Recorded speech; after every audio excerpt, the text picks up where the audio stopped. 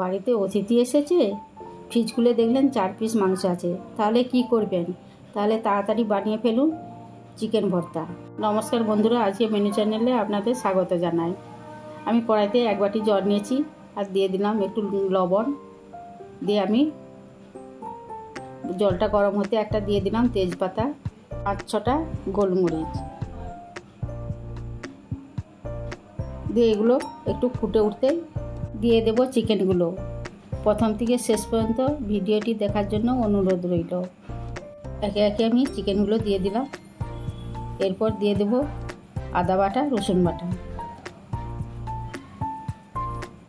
দিয়ে ভালো করে নেড়ে দিলাম। তারপর উপর থেকে একটা ঢাকনা দিয়ে দিলাম 15 মিনিট সেদ্ধ করতে। আমি আদা বাটা রসুন বাটাটা 1 চামচ করে নিয়েছি, আবার পরে আদা বাটা রসুন বাটা ব্যবহার হবে।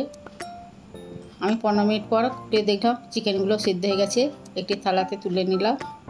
আর চিকেন স্টকটা আমি একটা বাটিতে ঢেলে রাখলাম। এবার মাংসগুলোকে আমি টুকরো টুকরো করে ছিঁড়ে নেব। আপনারা সেদ্ধ মাংসগুলো পেস্ট করবেন না, পেস্ট করলে ভালো লাগবে না। এভাবে আমি ছিঁড়ে নিয়েছি। তারপর কড়াইতে আমি আবার বেশ কিছুটা তেল দিলাম। তেলটা গরম হতে দিয়ে দিলাম পেঁয়াজ কুচিগুলো একটু ভেজে নিলাম। এরপর দিয়ে দিলাম পেঁয়াজের পেস্ট দিয়ে আমি ভালো করে ভেজে নিচ্ছি। পেঁয়াজটা লাল লাল হয়ে গেলে দিয়ে দেবো আদা বাটা ও রসুন বাটা দিয়ে একটু নেড়ে নিলাম। এরপর দিয়ে দেবো চিকেন স্টকটা দিয়েই আমি ভালো করে রান্না করব, কোনো এক্সট্রা জল ব্যবহার করব না। এখানে লাল লাল হয়ে গেছে। এবার দিয়ে দিলাম হলুদ গুঁড়ো, জিরে গুঁড়ো, ধনে গুঁড়ো, লঙ্কার গুঁড়ো দিয়ে ভালো করে নেড়ে নিলাম। আবার একটু চিকেন স্টকটা দিয়ে দিলাম যাতে না ধরে যায়। এইভাবে আমি নেড়ে নিলাম। মশলা থেকে তেল ছেড়ে গেছে।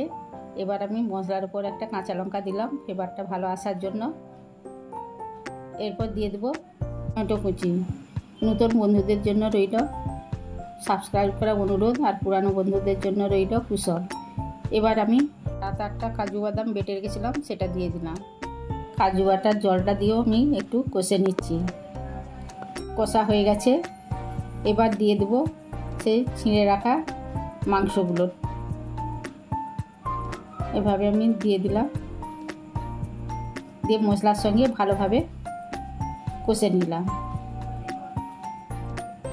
এরপর দিয়ে দেবো পুরো চিকেন স্টকটা ফুটে উঠলেই আমি একটা ডিম সিদ্ধ করে টুকরো টুকরো করে রেখেছি, সেটাকে দিয়ে দেব। দিয়ে দিলাম পরিমাণ মতন লবণ দিয়ে একটু নেড়ে দিলাম। এবার দিয়ে দিচ্ছি সেই টুকরো করা ডিমটা দিয়েও আমি ভালো করে নেড়ে চেড়ে দিলাম। এবার আমি দিয়ে দেবো কাসুরি মেথি